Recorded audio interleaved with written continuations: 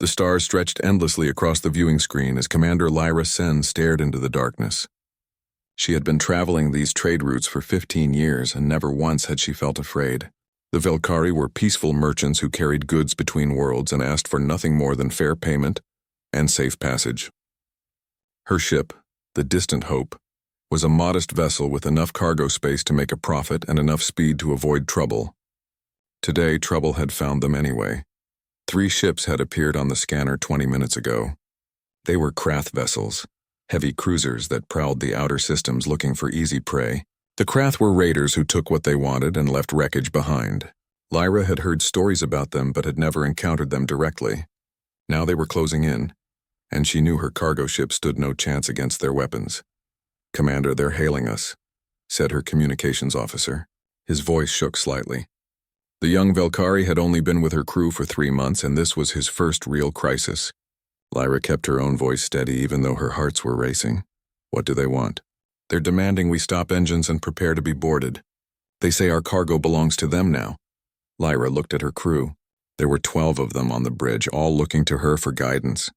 She had kept them safe for years through careful planning and smart navigation. But there was no clever route out of this situation. The Krath ships were faster and better armed. If she ran, they would shoot.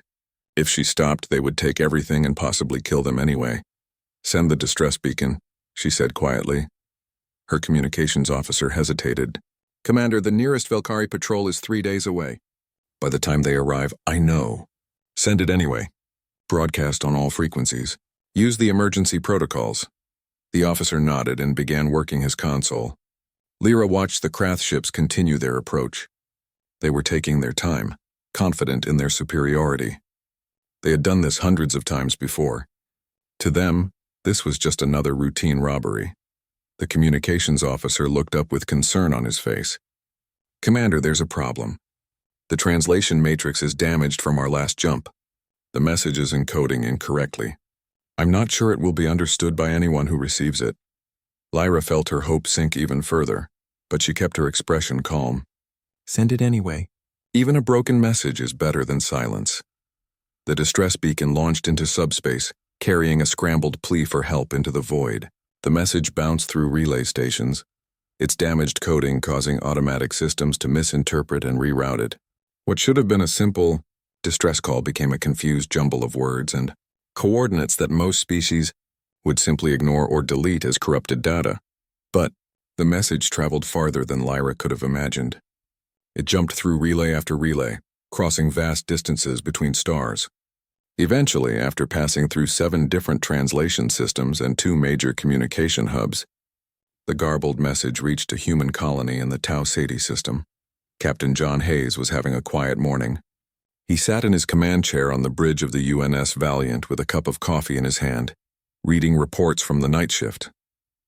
His ship was a destroyer, one of the newer vessels in the human fleet assigned to patrol the outer colonies and protect merchant traffic. It was usually boring work with long stretches of nothing interrupted by occasional equipment checks and training exercises. John didn't mind boring. Boring meant everyone stayed safe. "Captain, we're receiving something strange," said Lieutenant Amy Carson from the communications station. She was a skilled officer who had been with him for 2 years. If she said something was strange, he paid attention. John set down his coffee. "Strange how?" "It's a distress call, sir. At least I think it's a distress call. The translation software is having trouble with it. The message is badly corrupted, like it passed through damaged systems or incompatible protocols, but I'm getting fragments. Someone's under attack, civilian vessels. They're requesting immediate military assistance." John stood and walked over to her station. The screen showed a string of partially translated text mixed with raw data and error codes. It was a mess, but Amy was right. Underneath all the corruption, there was a clear pattern of distress. "Can you clean it up?" "Working on it, sir. The weird thing is, the message seems to be addressed to us, specifically to humans. But that doesn't make sense. We don't have any formal alliances in that sector." John felt something stir in his chest. Someone out there was in trouble and calling for help. It didn't matter if they knew humans or not. It didn't matter if this was some kind of mistake. What mattered was that someone needed assistance. Where did it come from? Amy pulled up a star chart. "Velkara Prime, sir. It's about 15 light years from here. Not a system we've had contact with before." According to the database, it's a minor trading hub inhabited by a species called the Velkari. They're registered as peaceful merchants, no military to speak of. John studied the chart. 15 light years. That was well outside normal human patrol range, but not impossible to reach. What do we know about current threats in that area? Checking now, sir. Amy worked her console for a moment. There are reports of Krath raider activity in nearby systems. The Krath are known pirates and slavers. They've been operating in that region for decades. Most species just pay them off or avoid them. John made his decision. Get me Admiral Kate Morgan at Fleet Command. Priority channel. Yes, sir. While Amy established the connection, John pulled up everything he could find about the Velkari and the Krath. The more he read, the clearer the situation became. A peaceful merchant species was being attacked by raiders. They had sent out a desperate call for help that had somehow reached human space. Whether they had meant to contact humanity or not didn't matter. They needed help, and humans were in a position to provide it. Admiral Morgan's face appeared on the screen. She was a veteran commander with gray hair and sharp eyes who had been leading human fleet operations since before the Gateway Network was discovered. Captain Hayes, I'm looking at the same distress call you are. What's your assessment? Ma'am, I believe this is a legitimate request for assistance. A civilian population is under attack by known raiders. We have the capability to respond. Kate nodded slowly. You understand this could be a diplomatic incident. We'd be intervening in a situation outside our established patrol zones, possibly without proper authorization from local authorities. Yes, ma'am. But if we wait for proper authorization, these people will be dead or enslaved. Kate was quiet for a long moment. John knew she was weighing the political ramifications against the moral imperative. Finally, she spoke. Prepare the Valiant for immediate departure. I'm authorizing you to respond to this distress call. I'll handle the diplomatic fallout. Thank you, ma'am. Captain, I'm also putting out a general call to all human vessels in range. If you're going into a potential combat situation, you shouldn't go alone. Understood. Valiant out. John turned to his crew. They were all watching him, waiting for orders. He could see the determination in their eyes. They had heard the distress call too. They knew what was at stake. All hands prepare for emergency jump. Set course for Velkara Prime, maximum speed. Battle stations. This is not a drill. The Valiant came alive with activity. Crew members ran to their posts. Weapon systems powered up. Jump drives began their charging sequence. Within minutes, the ship was ready to depart. But something else was happening too. As word of the distress call spread through human space, other ships began responding. Colony defense vessels requested permission to join. Merchant ships that had been converted for patrol duty altered their courses. Even civilian vessels, miners and traders and explorers began volunteering to help. Admiral Morgan watched her tactical display with growing amazement as more and more ships signaled their intention to assist. This wasn't just a military response. This was humanity responding as a whole. Every person who could help choosing to do so. Within an hour, over 50 vessels had committed to the mission. Within 2 hours, that number had doubled. Back on the distant Hope, Commander Lyra Sen watched the Krath ships draw closer. They would be in weapons range in less than 10 minutes. Her crew was preparing for the worst, sealing cargo bays and setting up emergency shelters. They all knew what happened when the Krath boarded a ship. The lucky ones died quickly. Commander, I'm picking up something on the long-range scanners, her sensor officer said. Jump signatures. Multiple jump signatures. Lyra's heart sank. Krath reinforcements? I don't think so, Commander. These signatures are different. They're appearing at the edge of the system. I'm counting 30 ships. No, 40. They're still jumping in. Lyra stared at her display in disbelief. Jump signatures were appearing one after another, a steady stream of vessels emerging from faster-than-light travel. They were forming up into organized groups, military precision evident in their movements. Who are they? Unknown, Commander. Wait, I'm receiving a transmission. They're identifying themselves as human vessels. They say they're responding to our distress call. Lyra couldn't speak. Humans. She had heard of them, the newcomers who had found the Gateway Network just 20 years ago. They were aggressive and territorial according to the reports, protective of their O. Admiral Kate Morgan stood in the command center deep beneath Geneva, watching the tactical display with emotions she rarely allowed herself to feel on duty.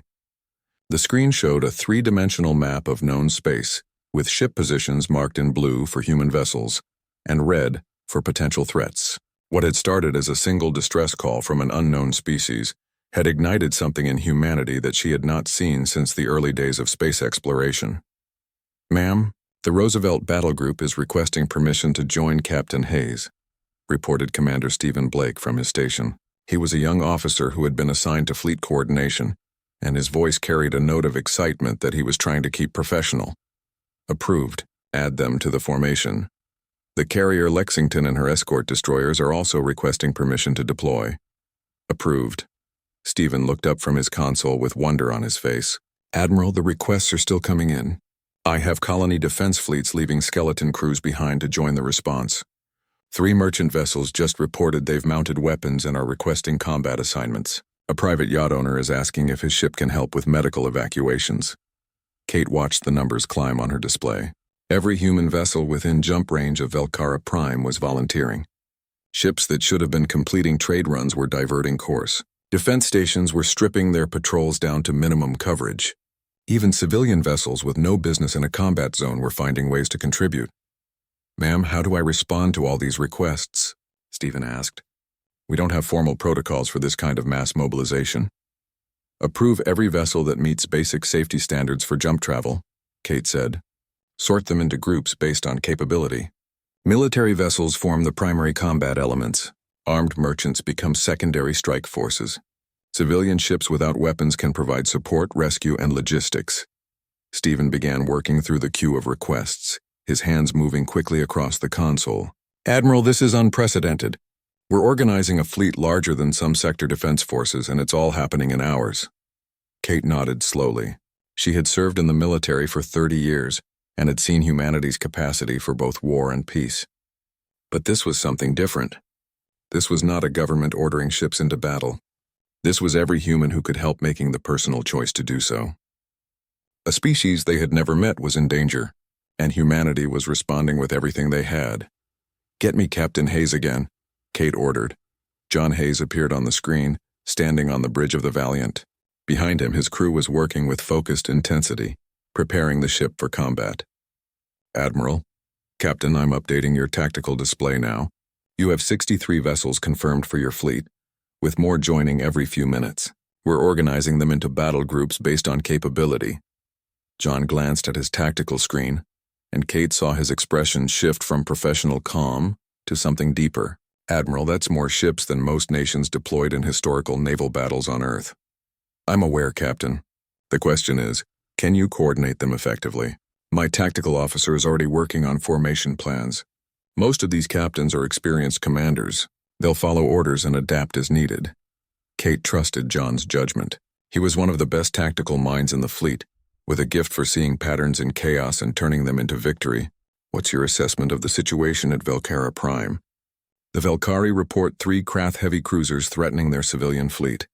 The Krath have a reputation for brutality, but they're not sophisticated tacticians. They rely on overwhelming force against weaker opponents. They've never faced coordinated resistance on this scale. Do we have enough to win?" John smiled, and it was not a pleasant expression. "Admiral, the Krath are about to learn what happens when you threaten civilians where humans can hear the distress call. We have more than enough." The transmission ended, and Kate turned back to her display. The blue markers representing human ships continued to multiply. She pulled up the communication logs and began reading through them. Each captain had submitted a brief reason for joining the mission. The responses were remarkably similar across military and civilian vessels alike. "Because someone asked for help," wrote Captain Jennifer Cole of the destroyer. "Hawking cannot stand by while civilians are murdered," reported the crew of the merchant vessel Lucky Strike. "This is what we do," stated Commander Paul Martinez of the frigate Dallas. Kate had spent years in diplomatic meetings with other species, learning their customs and understanding their political structures. Most galactic civilizations operated on careful calculations of cost and benefit. They helped others when it served their interests, formed alliances based on mutual advantage, and avoided conflicts that did not directly threaten them. The idea of risking ships and lives for strangers without expectation of reward was foreign to most of them. But humans were different. Throughout their history, they had shown a willingness to sacrifice for others. Firefighters ran into burning buildings to save people they did not know. Doctors traveled to disaster zones to treat the injured. Soldiers threw themselves on grenades to protect their comrades. It was not logic or calculation that drove these actions. It was something deeper, something fundamental to what humanity had become. "Admiral, we just passed 100 ships committed to the Velkara response," Stephen reported. "Final count is 117 vessels. That includes 42 military ships, 38 armed merchants, and 37 support vessels." Kate pulled up the fleet composition on her screen. It was an impressive force by any measure, assembled in a fraction of the time it would take most species to even hold the committee meetings to discuss a response. She opened a channel to all participating vessels. "This is Admiral Kate Morgan to all ships responding to the Velkara distress call. You have volunteered to help people you have never met, to risk your lives for strangers in need. This is the best of what humanity represents. You are not just defending the Velkari. You are showing the galaxy what it means to answer a call for help. Every species watching will remember what you do today. Make them remember that humans do not abandon the innocent. Make them remember that when you call for help, humanity answers." "Morgan out." The response came back in a wave of acknowledgments from over 100 ships. Kate felt a surge of pride that she allowed herself to feel for just a moment before returning to the practical matters of coordinating the fleet. On Velkara Prime, Commander Lyra Sen was trying to process what was happening. Her sensor display showed over 100 human vessels in formation at the edge of her system. They had arrived in waves, each group jumping in with military precision and immediately taking up positions in a larger pattern. The coordination alone was impressive, but the scale was overwhelming. "Commander, the human fleet is moving toward our position," her tactical officer reported. "They're maintaining defensive formations around our civilian ships." Lyra watched the display as human vessels spread out in a protective screen between the Velkari fleet and the approaching Krath ships. The humans had not asked for permission or payment. They had not demanded anything in return for their help. They had simply arrived and positioned themselves to protect people they had never met. "The Krath ships are slowing," her officer continued.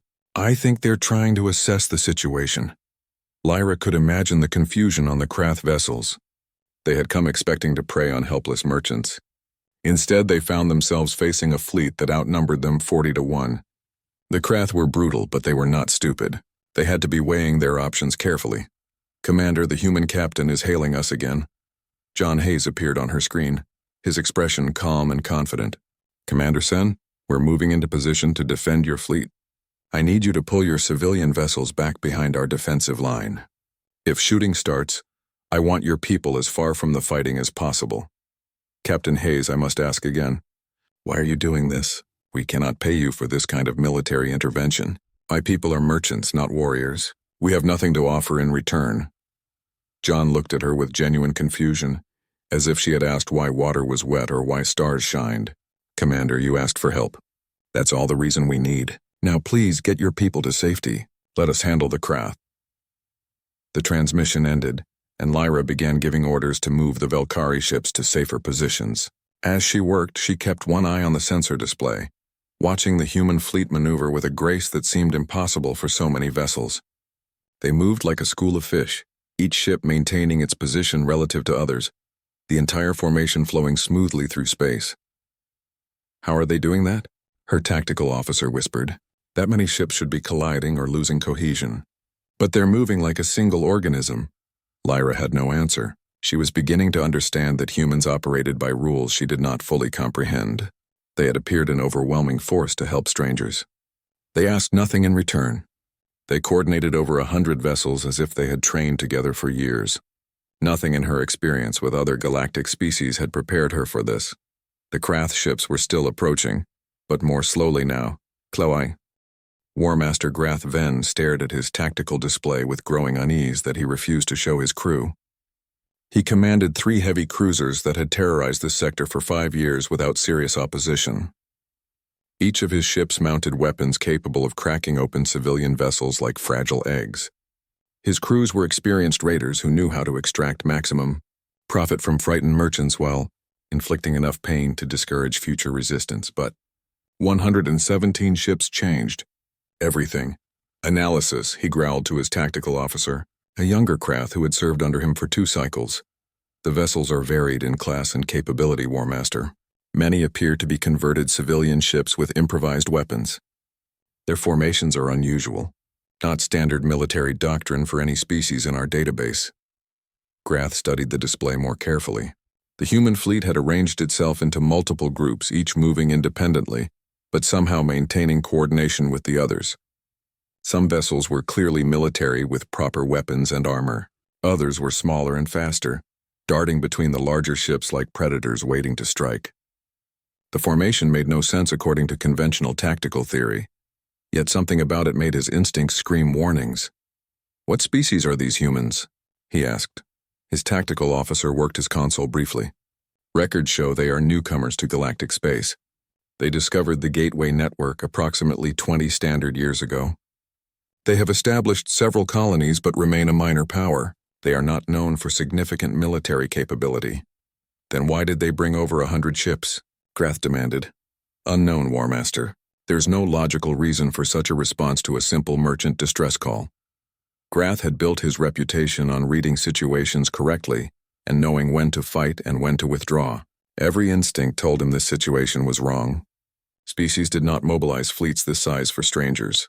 The cost alone would be staggering, yet here were the humans deployed in force and clearly ready for combat. "Hail them," Grath ordered. Perhaps he could bluff these newcomers into backing down. The human who appeared on his screen was older with short gray hair and eyes that held no fear whatsoever. Her uniform marked her as high-ranking, and her expression was cold enough to make even Grath uncomfortable. "I am Admiral Kate Morgan, of the Human Defense Fleet. You are ordered to withdraw from this system immediately." Grath showed his teeth, in what his species considered a threatening smile. "I am Grath Ven, War Master of the Krath Dominion. These Velkari are in our hunting territory. Their cargo is forfeit by right of strength. You humans should leave while you still can. We have crushed fleets larger than yours." "You have never faced humans before," Kate replied, her voice carrying absolute certainty. "I am giving you one chance to leave now, or we will remove you by force." "You would challenge the Krath with converted cargo ships and patrol boats?" Grath laughed, though it sounded forced even to his own ears. "Very well, human. We accept your challenge. Let us see how your courage holds when my weapons start firing." The channel closed, and Grath immediately felt he had made a mistake. The human admiral had not been bluffing or posturing. She had been stating simple fact with the confidence of someone who knew exactly what her forces could do. "War Master, the human fleet is moving," his tactical officer announced.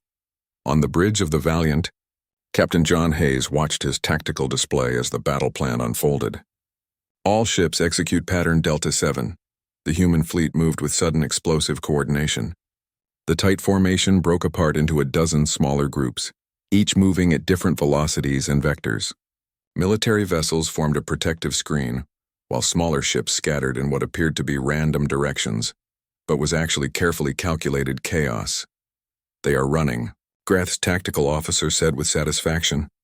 "No," Grath said slowly, his combat experience finally recognizing the pattern.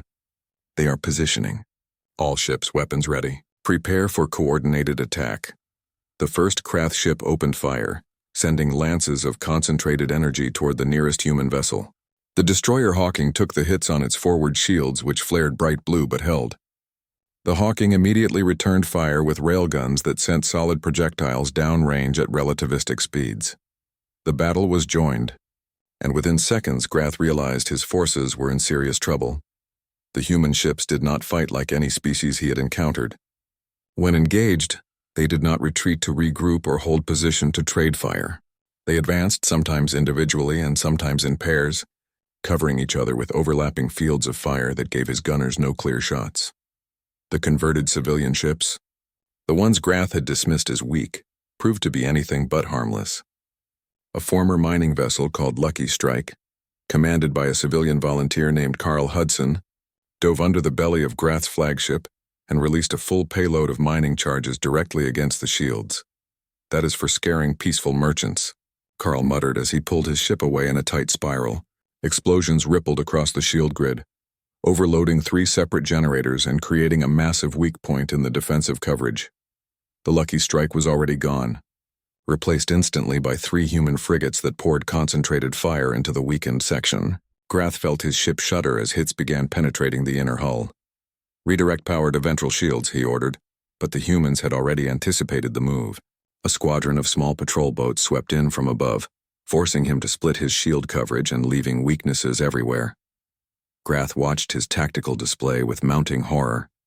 His ships were larger and more powerful than most of the human vessels. His weapons had longer range and greater destructive capacity, but the humans fought with a coordination that seemed impossible.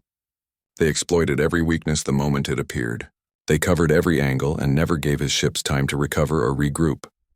"War Master, hull breach on the Ravager," his communications officer reported. "They are requesting permission to withdraw." Denied. "All ships maintain position and continue firing." But maintaining position was becoming impossible. The human vessels had surrounded his fleet using their superior numbers and were attacking from multiple directions simultaneously. Every time his gunners locked onto a target, it would dodge or take cover behind a larger human ship. Every time he tried to focus fire to destroy one enemy vessel, 3 others would appear to draw his attention elsewhere. A pair of human destroyers worked in perfect tandem, one drawing fire while the other lined up shots against his ship's engine pods. Grath watched helplessly as precision railgun fire destroyed 2 of his maneuvering thrusters, severely limiting his ability to change course. "War Master, shield collapse imminent on our ship," his tactical officer announced. "Reactor output cannot maintain current defensive load." Grath looked at his display and accepted the bitter truth. He was losing.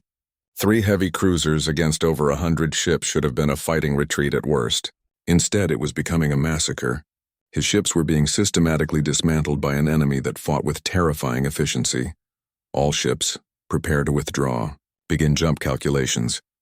"War Master, the humans have positioned ships along our escape vectors. We cannot jump without lowering shields, and they will destroy us the moment we do."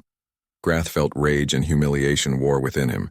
He was trapped by these newcomer humans who should not have been able to coordinate such a perfect tactical response. His reputation as a fearsome raider was being destroyed in front of his entire crew. Admiral Kate Morgan's voice came over the open channel, broadcast so that every ship in the system could hear. "War Master Grath Venn, you have one opportunity to leave this system alive. Drop your weapons into space, eject all missiles and power down your offensive systems completely. Then you may charge your jump drives and depart. Refuse, and we will disable your ships and leave you drifting for the Velkari to deal with as they see fit." It was the ultimate humiliation for a Krath War Master. To surrender weapons was to admit complete defeat, but Grath looked at his tactical display and saw no other choice. His ships were battered and surrounded.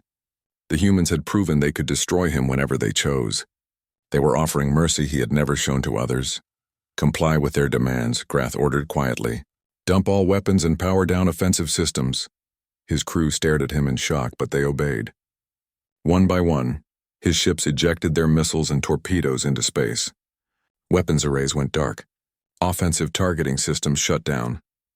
The human fleet held position, weapons still hot and tracking his vessels until the last weapon was gone. Only then did they pull back slightly, creating a corridor for his ships to escape through. Grath engaged his jump drive, feeling the humiliation burn through him as his ship fled from a battle he should have won. His 2 remaining cruisers followed, limping toward the edge of the system with their tails between their legs. The human fleet held position until the last Krath signature vanished from sensors. Only then did their weapons power down and their formations relax into standard patrol patterns. On the bridge of the Valiant, Captain John Hayes allowed himself a moment of satisfaction. "Status report." "No casualties, sir," Lieutenant Frank Stone reported. "Minor damage to 6 Shi." Commander Lyra Sen's hands trembled slightly as she guided her shuttle toward the massive human warship hanging in space above Velkara Prime. Behind her, the entire Velkari civilian fleet remained intact and safe, every single vessel accounted for with no casualties. The humans had arrived like a storm from nowhere and swept away the Krath threat with precision that still made her question what she had witnessed. Her shuttle approached the UNS Valiant slowly, giving her time to study the vessel more carefully. It was larger than most Velkari ships, built with clean lines that suggested both speed and strength. The hull showed scorch marks and impact damage from the recent battle, evidence that the ship had taken hits while defending her people. Yet it maintained perfect position in space, steady and unwavering like a guardian that would never abandon its post. Shuttle Distant Hope, you are cleared for Docking Bay 3, came a calm human voice through her communication system. Lyra guided her craft through the opening bay doors and settled onto the deck with practiced ease. As the shuttle powered down, she took a deep breath and tried to compose herself. She was about to meet the beings who had saved her people, and she had no idea what to expect. The bay doors opened and Lyra stepped out onto the deck of a human warship. The air smelled different from Velkari ships, carrying traces of oils and metals she could not identify. The deck was spotlessly clean despite the recent combat, and crew members moved with quiet efficiency around her shuttle. A small group of humans waited near the shuttle, led by a man in a dark blue uniform with insignia marking him as the captain. He was neither tall nor short by human standards, with brown hair cut close to his head and eyes that carried intelligence and warmth in equal measure. Commander Sen, Captain John Hayes said, extending his hand in the human gesture she had read about. Welcome aboard the Valiant. Lyra took his hand carefully, mimicking the firm grip she had seen in her research. Captain Hayes, I must begin by thanking you and your people.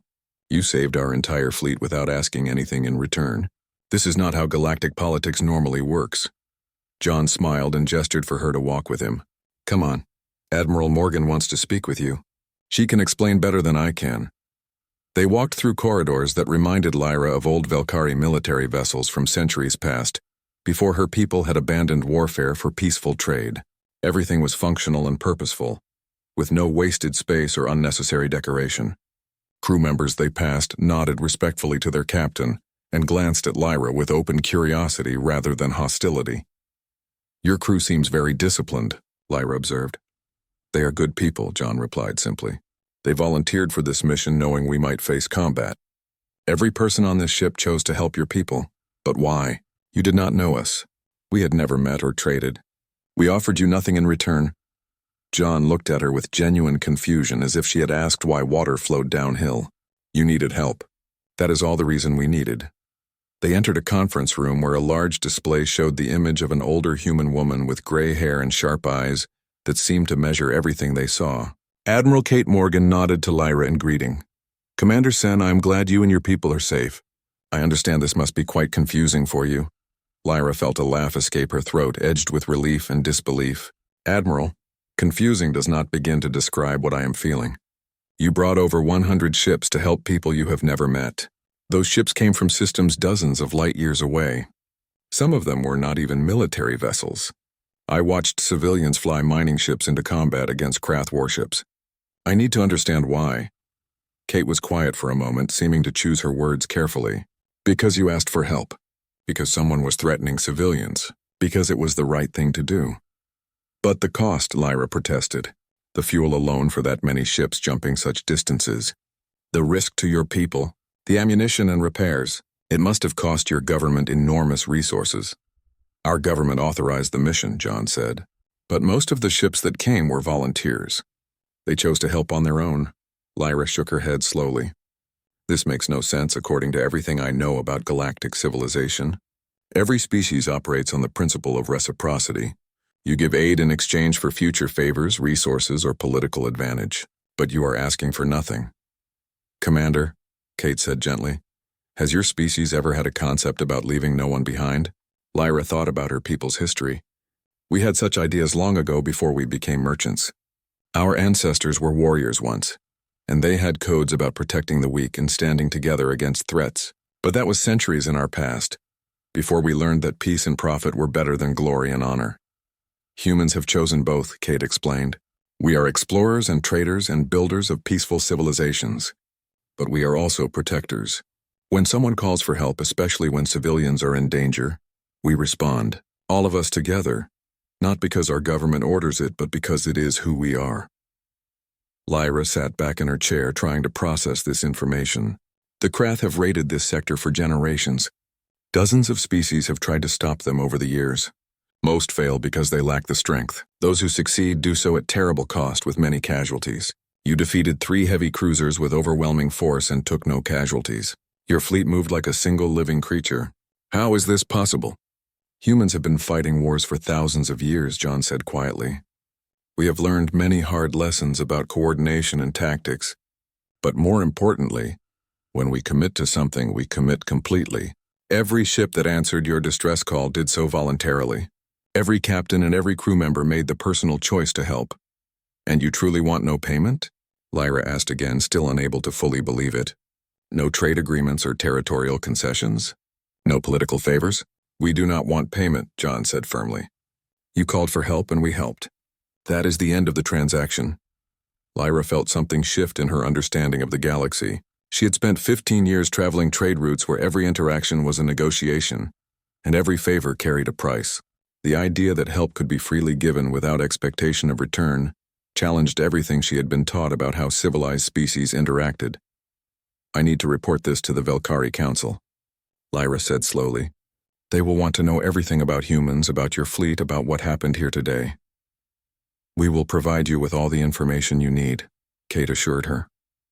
Ship specifications, communication protocols, contact information for our diplomatic corps. And Commander, if you have any future trouble with the Krath or anyone else, please do not hesitate to call us. Next time you will have our proper frequencies and you will not need to rely on a damaged distress beacon. Lyra nodded, her mind already composing the report she would send. I will tell the Council everything. But Admiral, I suspect word of this incident will spread far beyond Velkari space.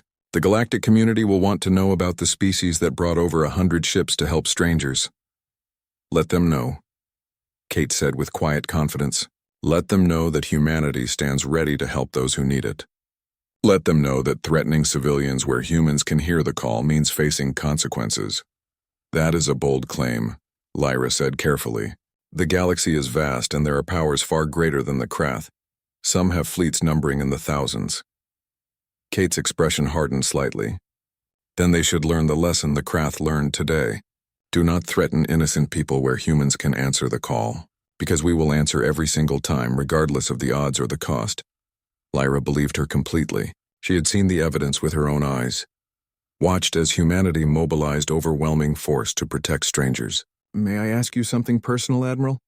Of course. Do all humans think this way? Is your entire species truly willing to risk everything to help others? Kate smiled, and it was a warm expression that transformed her stern features. Not every human is a hero, Commander. We have our share of cowards and criminals and people who think only of themselves. But when someone calls for help, when civilians are in danger, enough humans answer that call to make a difference, and that is all it takes. John walked Lyra back to her shuttle an hour later, after she had been given data chips containing communication protocols and contact information. As they reached the docking bay, Lyra stopped and turned to face him. Captain Hayes, my people will never forget what you did for us today. You saved lives without asking for anything in return. This is rare in the galaxy. Just doing our job, Commander, John said with a slight smile. No, Lyra said firmly. This was more than duty. This was compassion and strength combined in a way I have never witnessed. The galaxy needs more of this. The galaxy needs more humanity. She boarded her shuttle and lifted off from the Valiant's deck, watching the great warship recede as she returned to her own vessel. Around her, the human fleet was beginning to disperse, ships heading back to their stations and colonies and patrol routes. They had come together for a single purpose, and now they were returning to their normal lives as if mobilizing 100 ships to help strangers was an everyday. 3 weeks after the incident at Velkara Prime, the galactic community was still trying to process what had happened. The story had spread like wildfire through communication networks and trade routes, carried by merchants and travelers who added their own embellishments to an already remarkable tale.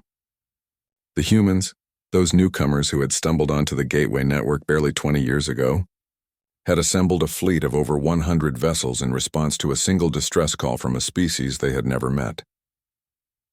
Ambassador Lisa Grant stood at the speaker's podium in the Galactic Council chamber, a massive spherical room where hundreds of species gathered either physically or via holographic projection. She was a career diplomat who had spent 5 years building relationships with other species, learning their customs, and teaching them about human culture. Now she faced the council while they stared at her with expressions ranging from awe to suspicion to barely concealed fear. Councillor Tehran of the Zilari Concordat spoke first, his 4 eyes blinking in the sequence that indicated serious concern. Ambassador Grant, the Council demands an explanation for your species' actions at Velkara Prime.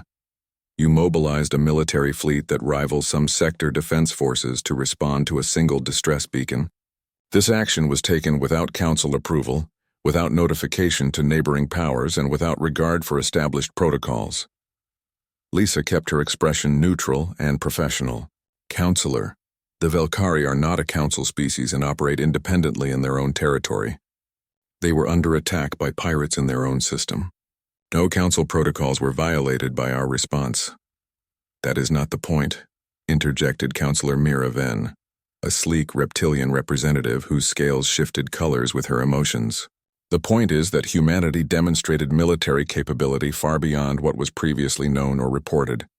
Over 100 vessels coordinated across multiple systems, responding within hours to a threat thousands of light years from your home territory. This raises serious questions about human intentions and capabilities. Our intentions were to help people in danger, Lisa replied simply. Nothing more and nothing less. But at what cost? Counselor Terron pressed forward. Surely your government incurred massive expenses for such an operation. Fuel costs alone for that many ships making jump calculations across such distances would be staggering. Add ammunition expenditure, crew wages, ship maintenance, and operational overhead. The economic burden must have been enormous. The Velkari are a minor trading species with limited resources and no significant wealth. What payment are you extracting from them to cover these costs? None. The chamber fell into complete silence. Even the usual background noise of translation systems and private conversations stopped as every delegate processed what Lisa had just said. None. Counselor Mira leaned forward, her scales flickering through confused patterns. You expect this council to believe that humanity mobilized a fleet of that size, fought a battle against Krath warships, and asks for absolutely nothing in return? That is correct, Lisa confirmed. The Velkari needed help and we provided it. There is no debt, no obligation, no trade agreements, and no strings attached to our assistance. The council chamber erupted into chaotic debate. Representatives argued with each other in dozens of languages, their translation system struggling to keep up with the volume. Such an action was unprecedented in modern galactic politics. Every species operated on carefully calculated principles of reciprocity and mutual benefit. Aid was given in exchange for future favors, resources, political advantage, or territorial concessions. The concept of humanitarian intervention without any expectation of return was practically unknown among spacefaring civilizations.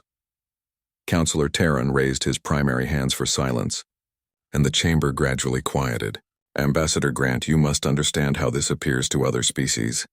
Humanity either possesses resources so vast that such an expenditure means nothing to your economy, or you are establishing a dangerous precedent for military intervention anywhere in the galaxy. Both possibilities are deeply concerning to many council members. Lisa had been preparing for this moment since she received word of the Velkara response. She took a deep breath and began speaking with quiet intensity. Counselors, let me tell you something about humanity. For thousands of years before we reached the stars, we fought wars. Terrible wars that killed millions and nearly destroyed our entire species. We made mistakes and committed atrocities that still haunt our history. We learned hard lessons about what happens when you stand by and do nothing while others suffer.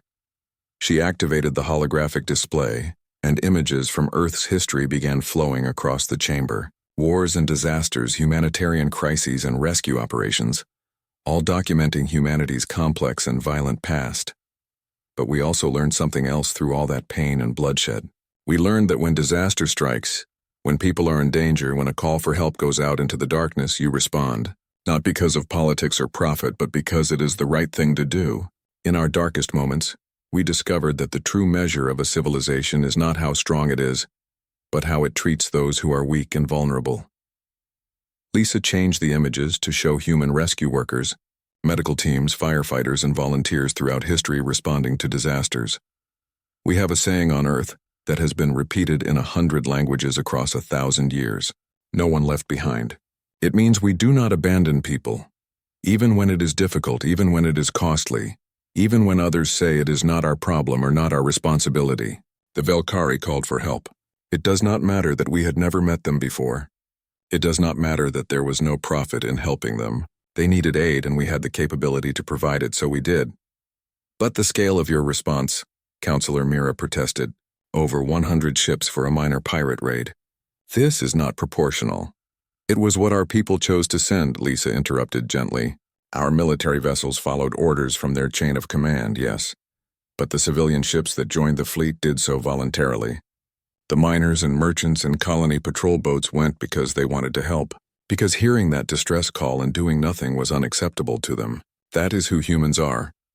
Counselor Terran was quiet for a long moment, his eyes blinking in patterns that suggested deep thought. And if another species calls for help in the future, will humanity respond again with similar force? Yes, Lisa said without hesitation. Even if it costs you dearly? Even then? Even if the species in question has no ability to repay you? Especially then. Even if it means conflict with more powerful civilizations. Lisa met his gaze steadily. We will always try diplomacy first. We prefer peace to conflict, but if the choice is between standing by while innocents are slaughtered, or intervening to protect them, we will intervene every time. The chamber erupted again, but this time the tone was different. Fear was still present, but mixed with something else now. Hope perhaps, or curiosity, or the beginning of understanding. Counselor Terran finally restored order and spoke again. Ambassador Grant, the Council must deliberate on this matter in closed session. But I will say this for the record. Humanity has introduced a variable into galactic politics that we are not prepared for, one that challenges assumptions we have held for millennia. With respect, Counselor, humanity is not a variable to be calculated. We are just people trying to do what we believe is right. If that proves disruptive to established galactic politics, perhaps those politics need to be reconsidered. As the session adjourned, Lisa received a private communication on her personal device. It was from Commander Lyra Sen on Velcara Prime. Ambassador Grant, I thought you should know something. In the 3 weeks since the incident, 42 different species have sent diplomatic inquiries to our government. All of them are asking the same questions. How did we contact the humans? Can we establish similar communication protocols? What is the proper procedure for requesting human assistance? Lisa smiled despite her exhaustion. What did you tell them, Commander? I told them the truth. That our distress beacon was damaged and the message that reached you was mostly luck. But between you and me, Ambassador, I do not believe it was luck at all. What do you mean? I think the galaxy needed someone to show the rest of us what it truly means to help others without ulterior motives. I think humanity was always meant to fill that role. Later that night in her quarters aboard the Council station, Lisa composed a message to send back to Earth. To Admiral Kate Morgan and Captain John Hayes and all the crews who had answered the Velcari distress. Call. This is Ambassador Lisa Grant reporting. From the Galactic Council. What you did at Velcara Prime has changed everything. The galaxy is talking about humanity now. Not as newcomers or primitives, but as something different. Something many species have not seen before. The Council is struggling to understand because they cannot find the angle or determine what we want. They do not comprehend that sometimes the point is simply to help those in need. She paused and looked out at the stars visible through her viewport. But they are learning. Species are reaching out, establishing communications, building bridges they never built before. All because you showed them that someone actually answers T.